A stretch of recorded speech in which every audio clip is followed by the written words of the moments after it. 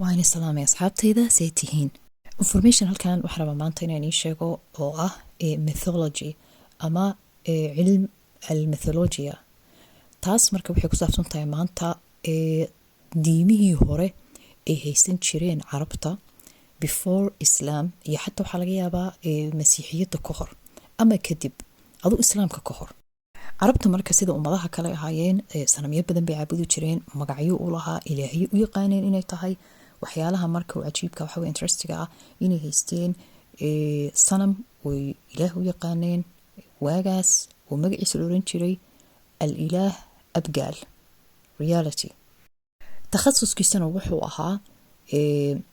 dadka baadiyaha iyo dadka geelka dhaqda mutakhassis badankeedna waxa laga yaqaanay northka jasiiradda carabta maxay halkaas ka timid magacaas marka uu qabiil dhan oo Soomaaliya jira see ku noqday oo halka jasiiradda carabta u noqday magac sanam ee caabudaan waagaas طبعا dadka badankood waxay og yihiin in dhulkan Soomaaliya qadiimka waxa loo yaqaanay the land of the gods ama dhulkii ilaahiyada especially waxay u ahayd muqaddas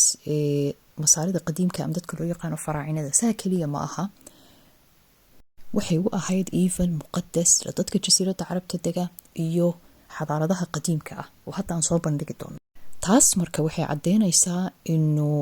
dadka dhulalkaas deganaa magacyadooda ama magacyada halka qof ama qabiilka inuu ahaa camal ay u arkayeen xadaaradaha kale inuu yahay qof مثلا oo muqaddas ah sidaas oo kale lidarajat inay u arkeen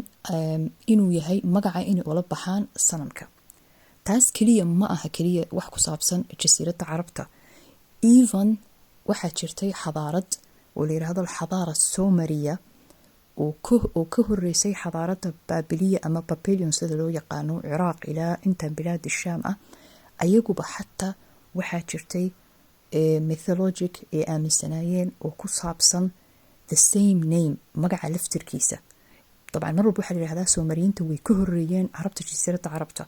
waxay yaqaaneen marka ayaguba al-abgaalo midayra Sumeriyiinta marka abgaalo waxay u yaqaaneen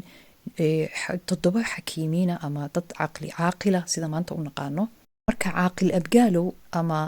xakiimkooda ama boqorkooda waxay u arkayeen inuuba asaga xadaaradda baray iyo horumarka u keenay hadalkaas marka annaka iskama oranayno ay darbiyadooda ku sawiran tahay maanta Iraq xataa waxaa jirta magaalooyin Soomaaliya iyo qabaa'il kale iyo magacyo kale dad Soomaali ah oo saas oo kale ah